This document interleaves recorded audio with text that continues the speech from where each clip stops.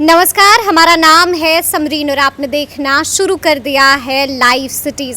देखिए, लोकसभा चुनाव के पहले चरण के लिए नामांकन की प्रक्रिया का आज आखिरी तारीख है और आपको मालूम है कि अब तक महागठबंधन में सीट शेयरिंग का ऐलान नहीं हुआ है, तो वहीं दूसरी तरफ लालू प्रसाद यादव भी गजब एक्टिव हो गए हैं और उम्मीदवारों को सिंबल बांटना भी शुरू कर दिया है।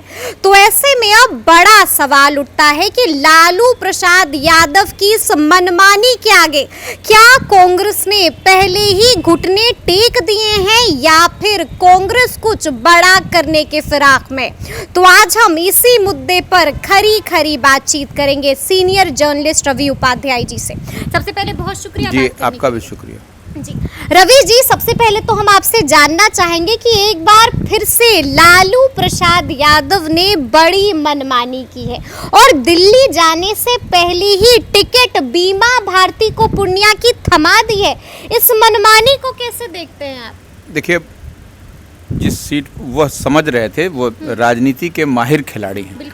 इस बात को लालू प्रसाद यादव समझ रहे थे कि वहाँ पेंच फंसने वाला है, तो ऐसे में जाने से पहले सब कुछ सेटिंग गेटिंग करके चले गए और वहाँ से वह सिंबल भी, अपना पीला लिफाफा भी थमा दिया जी। जिसमें कि सिंबल लालटेन छाप था और लालू यादव का साइन उसमें ही होगा। सिंबल है तो उसमें निश्चित रूप से उन्हीं का साइन होगा और राष्ट्रीय अध्यक्ष का ही साइन होता है। तो वह कर कुरा के चले गए और उसके बाद देखिए बवेला बचा हुआ है यहाँ से लेकर दिल्ली तक। बिल्कुल जी।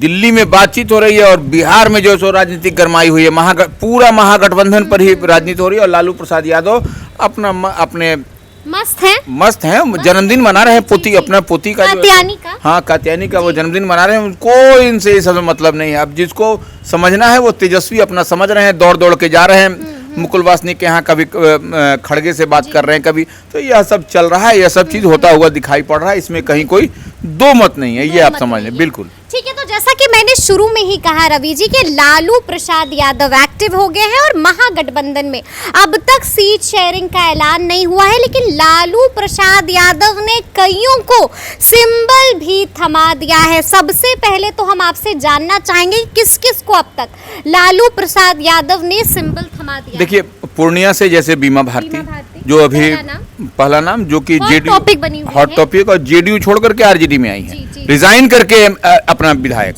का सीट। गया से कुमार सर्वजीत जो पूर्व मंत्री भी थे, उनके पिताजी का भी अपना लेगेसी रहा है, आज नामांकन भी कर दिया जी।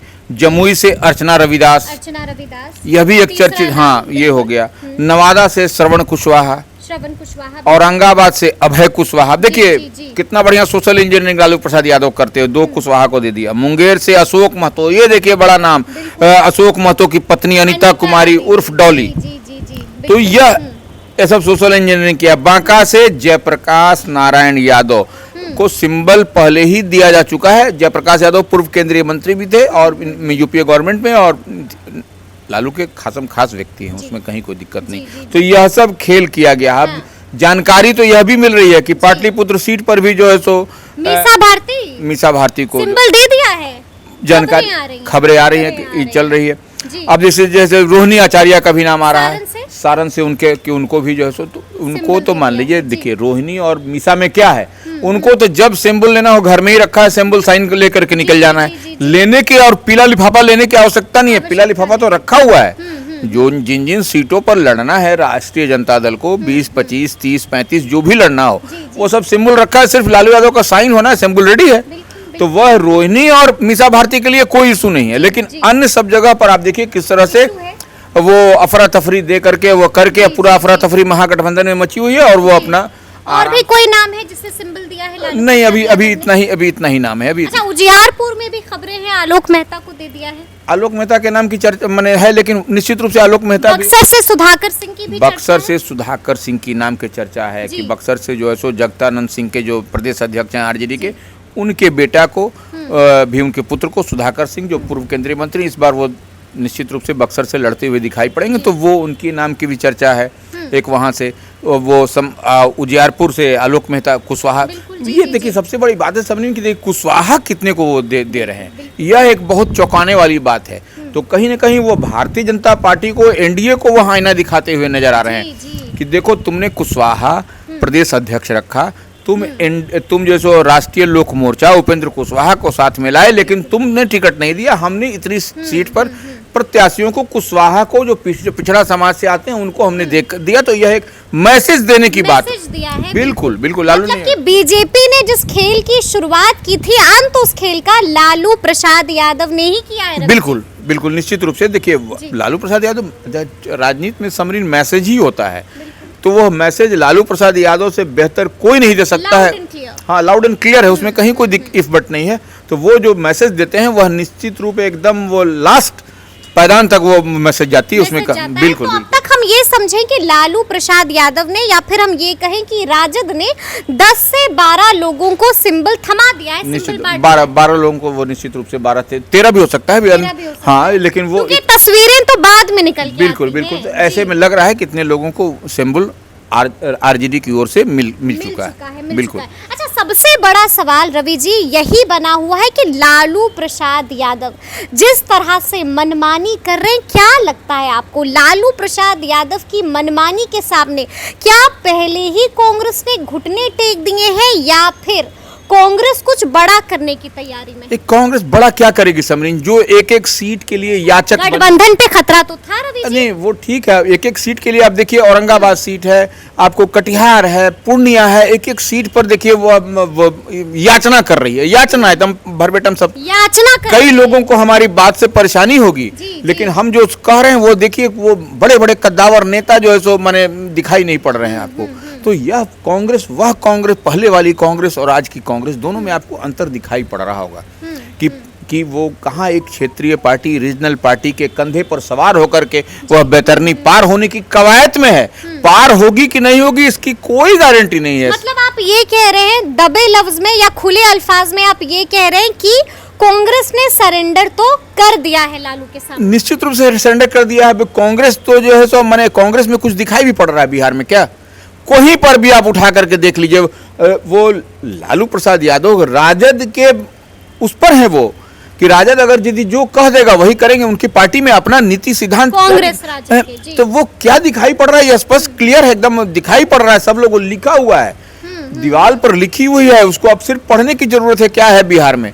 और यहाँ के नेता क्या पार्टी के केंद्रीय नेतृत्व को फीडबैक देते हैं और वो क्या फीडबैक लेती है यह दिखाई पड़ता है। किस तरह से एमएलसी के चुनाव में एक सीट था आपका, वह भी चला गया ना एमएलसी वाले में, वह सीट चली गई। इसके बाद खूब हंगामा भी हुआ, कई तरह की बातें। कोई हंगामा क्या हंगामा होगा? जिसको राजद को मंगाया कि वाम दल को वहां पर माले को दे दिया और ग्लैडली लोगों ने एक्सेप्ट कर लिया कांग्रेस वाले। तो यह अब कहीं आपको दिखाई पड़ रहा है? 19 के 19, 17 के 17 एमएलए हैं, उसके बावजूद जो है सो ये याचक बने हुए। तो यह सब तो कुछ न कुछ दिखाई पड़ा। हमारी बात हम बोल रहे हैं बार-बार, हमारी बात जो कैडर है उनको चुभेगी निश्चित रूप से। सच्चाई यही दिखाई भी पड़ रही है उसमें। अच्छा, आपसे जानना चाहते हैं रवि जी कि दिल्ली से क्या खबर आ रही है, कितनी सीटें कांग्रेस को मिलने जा रही हैं? देखिए, मल्लिकार्जुन खड़गे के साथ में आज बैठक हो रही है वहाँ, तो वो उस बैठक में कुछ न कुछ बात होगी। और क्या बात होगी? जो कितनी सीटें, यही जो 8 से 9 की बात आ रही है, 8 भी हो सकता है, 9 भी हो सकता है, इसी पर पूर्णिया मिल रहा है। पूर्णिया तो बीमा भारती के नाम का तो दिखाई पड़ रहा है। मतलब कि पूर्णिया भी नहीं मिल रहा है, औरंगाबाद भी छोड़ चुके हैं, तो क्या फिर कटिहार मिलेगा? कटिहार पर देखिए कुछ न कुछ वो हो सकता है कि पार्टी के राष्ट्रीय महासचिव हैं तारिक अनवर, उन पर कांग्रेस आला कमान का बहुत आग्रह विनती होगा तो तारिक अनवर के लिए वो छोड़ा जा सकता है। नहीं तो कहीं न कहीं यह भी कहीं झोल झाल में कहीं नहीं चला जाए। मतलब आप यही कह रहे हैं कि अंतोगत्वा जीत जो है वो लालू प्रसाद यादव की हुई, मनमानी ही जीती? निश्चित रूप से देखिए, लालू प्रसाद यादव के डिक्टेशन पर ही कांग्रेस यहाँ चल रही है। इस बात से आप इत्तेफाक रखिए नहीं रखिए वो अलग विषय। हाँ बिल्कुल, सच्चाई तो यही दिखाई पड़ रही है। इसमें कांग्रेस का कहाँ कहीं स्टैंड दिखाई पड़ रहा है क्या? अब देखिए, निखिल कुमार जैसे बड़े नेता जो है सो वह बोल रहे हैं, अब उनकी बात को भी दरकिनार कर दिया जा रहा। तो अब बचा क्या यहाँ पर? हम सब तो पूछ रहे हैं, कांग्रेस माने जो लोग इस तरह से बात करते हैं तो वो बताएं। मीरा कुमार सासाराम सुरक्षित सीट से वह उनको इस बार उम्मीदवार नहीं बनाया, वह भी एक सीट के लिए मांग कर रही थी, वह भी सीट नहीं उनको शायद। तो उनके बेटे लड़ेंगे? हाँ, बेटे अंशुल की बात आ रही है। वह पटना साहिब वही सीट जो सीट से वो हार जाएंगे वो हमको वो लिखी हुई है। पटना साहिब से क्या होने जा रहा है ये तो पढ़ा जा सकता है, देखा जा सकता है, और कौन पार्टी कहाँ से कैसे जीतती आ रही है इसमें कहने की बात है क्या? ना आप कहिए ना हम कहें, कोई नहीं कहे, वो जनता जनार्दन इस सीट पर किसका दबदबा है ये तो आप इतिहास के पन्नों को पलट के बिल्कुल बिल्कुल उसमें कोई रद्दो बदल अदल बदल नहीं होने जा रहा है। तभी तो नरेंद्र मोदी की ओर से, भाजपा की ओर से कहा जा रहा है 370 प्लस 400 तो ये सब पार, तो ये सब क्या हो रहा है? यही सब हो रहा है उसमें। मतलब आपकी बार 400 पार और तीसरी बार भी मोदी सरकार। अब ये बताइए, इस तरह से टिकटों का, सीटों का आवंटन होगा तो आप कैसे चाहिए कि यह जोल्ट लगे? जोल्ट लगने के लिए आपको उसी आधार पर उसी तरह की कवायद होनी चाहिए, उसी तरह के सीटों का चयन होना चाहिए, तब जाकर के आप विपक्ष के सामने, जिससे आपको दो दो हाथ करना है चुनाव के मैदान में, तो वह तभी जोल्ट लग सकेगा। ऐसे नहीं जोल्ट लगेगा। ऐसे में आप जैसे उस तरह से उम्मीदवार दीजिएगा तो वो कहाँ से जोल्ट लगेगा? आप अपनी जमानत बचा ली, यही बहुत बड़ी बात होगी। यही बहुत बड़ी बात होगी। अच्छा, सब जानना चाहते हैं रवि जी कि मुकेश सहनी का क्या क्या बात बन गई है मुकेश सहनी की महागठबंधन में?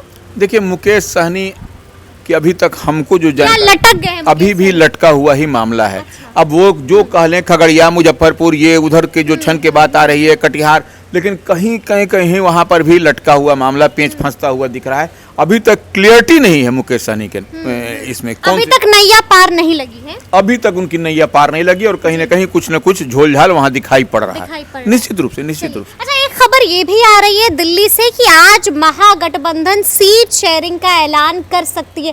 क्या कुछ जानकारी आ रही है दिल्ली से? देखिए, वही हम जो बता रहे हैं कि जिस तरीके से मल्लिकार्जुन खड़गे के साथ तमाम बैठक चल रही है, सब उसमें कांग्रेस के लोग बैठे हुए हैं, आरजेडी के लोग बैठे हुए हैं, तो उसमें जो आज अंतिम मुहर लग जाएगी, उसके बाद जो है सो यहाँ पर संयुक्त रूप से प्रेस कॉन्फ्रेंस होकर पटना में होगी कि दिल्ली में ही होगी? देखिए, दिल्ली में भी हो सकती है, और नहीं तो अगर यदि नहीं होगा तो फिर पटना में भी लोग कर देगा। लेकिन आपको लग रहा है कि आज तो मुहर लगी ही जाएगी? आज मुहर लगी, फुल एंड फाइनल हो जाएगा। आज लगता है इस तरह से, जिस तरह से आज माने यह बैठक कई पहले से चल रही है, तो लग रहा है कि लेट आवर्स तक आज कुछ न कुछ हो जाएगा। बिल्कुल, कुछ ना कुछ बड़ा पता चल जाएगा। जो सस्पेंस था वो सस्पेंस क्लियर हो जाएगा। एक और सवाल है, देखिए ये आखिरी सवाल भी होगा। लगातार हम लोग बात कर रहे हैं कि महागठबंधन में सब कुछ ऑल इज वेल नहीं है, लेकिन रवि जी अभी अभी बड़ा झटका एनडीए को भी लगा है।